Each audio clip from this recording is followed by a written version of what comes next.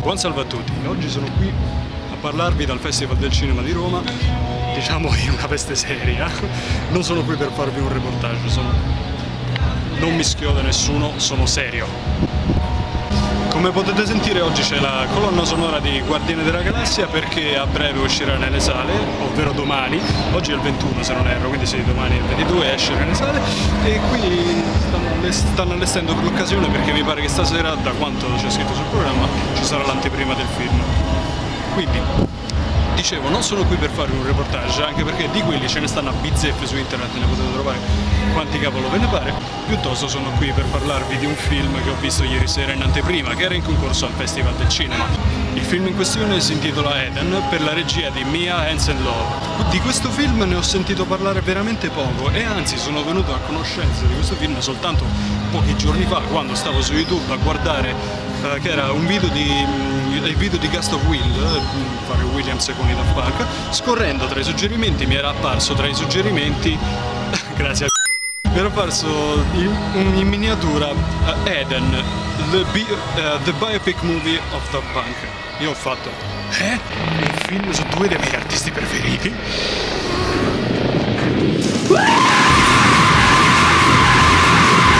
Ma puntualmente non è vero. Bellezze, non è vero, perché si tratta semplicemente di un film, non è sui Daft Punk, perché la gente fraintende. Io infatti ho letto delle informazioni su questo film e dappertutto c'era scritto il film sui Daft Punk, ma in realtà non è così, non è vero. Il film tratta di tutt'altro. La trama in breve. Questo film praticamente vede come protagonista un ragazzo di nome Paul che cerca di sfondare nel campo della musica come DJ grazie a un altro suo amico e altri manager, col quale formano un duo, lui e il suo amico, chiamato Cheers, e cercano di sfondare nel mondo della musica del 1990. Quindi questo ragazzo sarà protagonista di uno dei movimenti musicali più importanti della musica francese, ovvero la famosa French Touch. A me il film è piaciuto. Cioè, devo dirlo, quando poi ho scoperto che sarebbe stato in concorso al festival e si poteva vedere, ho fatto wow! La gente invece, non lo so, i commenti non erano molto positivi, tuttavia io penso che sia perché la gente si aspettava tutt'altro. Francamente sono soddisfatto di averlo visto, cioè, allora, io mi aspettavo di vedere nel film i Daft Punk, anche perché penso che le persone a cui non sia piaciuto penso che siano rimaste deluse soprattutto per questo, cioè che il film era stato, diciamo, spacciato come il film dei Daft Punk e quindi probabilmente sono rimasti delusi dal fatto che loro non compaiono tantissimo nel film. Io invece me l'aspettavo una cosa del genere. Compaiono effettivamente poco durante tutto l'arco del film, ma soprattutto perché il film è diviso in anni e quindi i Daft Punk si vedono, mi sembra, 3 o 4 volte a distanza di un po' di anni. Mi sembra che si vedano all'inizio, un pochino più avanti e poi alla fine. Il film, dicevo, però non vede loro come protagonisti, bensì Paul. Il film è diviso in 2 parti, un po' tipo Requiem for a Dream ci mostra la ascesa e la caduta del protagonista, diciamo, anche se è un protagonista un po' che non riesce a realizzarsi, cioè lui cerca sempre con tutte le sue forze di sfondare nel mondo della musica senza mai riuscirci davvero, però allo stesso tempo non sembra di importargli più di tanto, vuole cercare l'amore però puntualmente molla ogni donna con cui si mette, fa uso di droghe però non è un drogato, quindi diciamo è un personaggio un po' diciamo che non riesce a portare a termine i propri obiettivi. Passano più elicotteri che uccelli. E soprattutto compie una vita all'ombra degli stessi Daft Punk, perché durante l'arco narrativo spesso loro non si vedono, però la loro presenza si fa sentire grazie ad alcune canzoni che passano alla radio. E mi sembra che verso la fine del film ci sia una scena in cui i protagonisti stanno, diciamo, piangendo un loro amico che si è suicidato e alla radio, in questa specie di bar in cui vanno, parte Very Disco, l'album Discovery, e uno dei suoi amici dice ormai non fanno altro che passarli dappertutto, quindi è un po' una vita che cerca un po' di sfondare all'ombra di Daft Punk. Altre due cose che mi sono piaciute sono state, uno, l'utilizzo di diversi tipi di telecamere per creare un effetto handmade per alcune breve sequenze del film.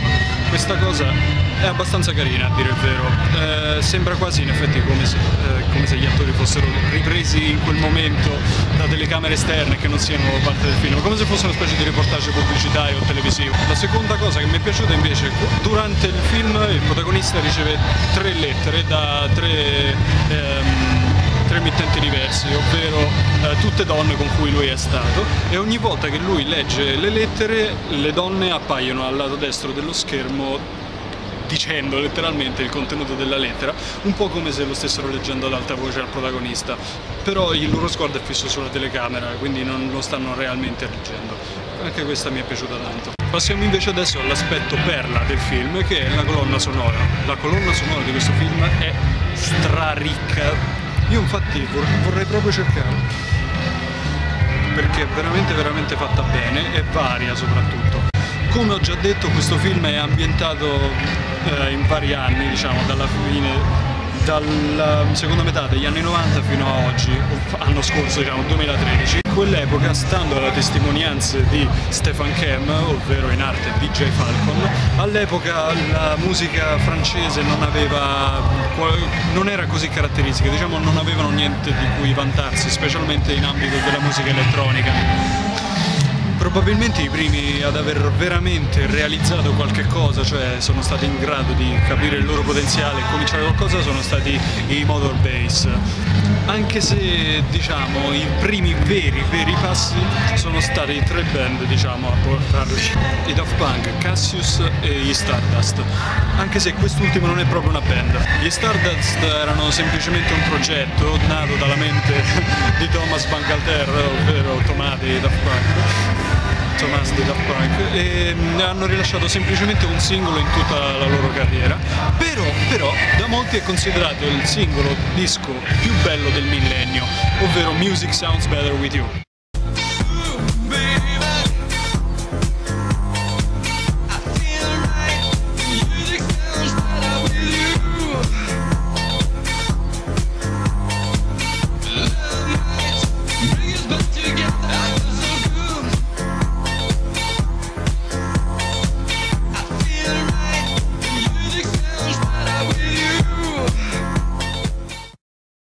Dei Cassius invece conosco La Mouche, anche se il remix di DJ Falcon lo preferisco, ad essere sincero.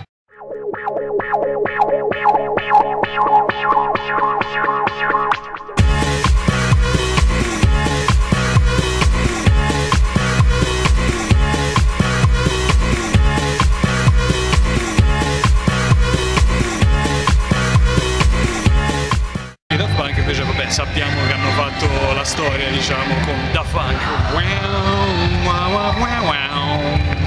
e quella era un'epoca, diciamo, in cui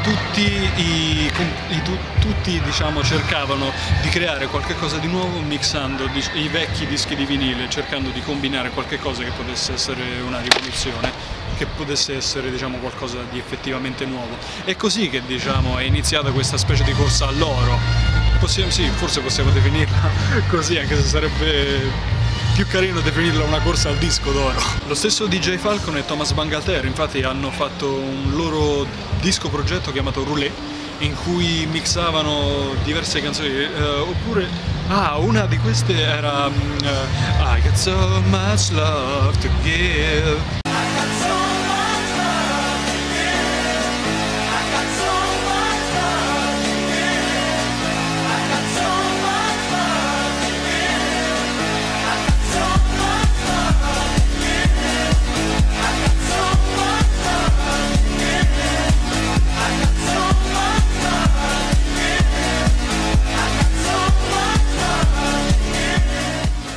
Era veramente carina quella, la risentirei piuttosto volentieri, e altri singoli come Together, non me ne ricordo altri. Penso che un altro motivo per cui questo film non sia piaciuto a molti sia il perché lo credevano un film sulla musica. Diciamo che non è un film sulla musica, quanto piuttosto è un film sulla vita di questo ragazzo che è immischiato nel groviglio musicale di quei tempi. Non è cioè non lo definirei un film sulla musica, anche se è quasi, diciamo che è quasi, un film quasi sulla musica. Racconta in fondo della vita di Paul che deve superare varie difficoltà, diversi tormenti, momenti di sfida e traumi da superare in mezzo a questa fase che va dai 18 anni ai 38, ovvero dall'età ragazzina all'età adulta. E adesso io vi saluto dal Festival del Cinema di Roma, per ora è tutto. Spero di fare una specie di montaggio musicale con le riprese che farò, anche se ne dubito perché non ne sto facendo moltissimo. Mi godo il resto della colonna sonora. Grazie.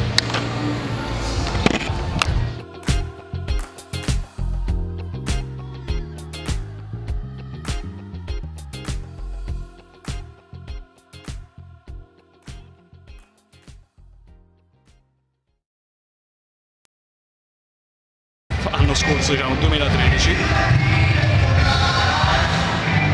Getting caught in the rain.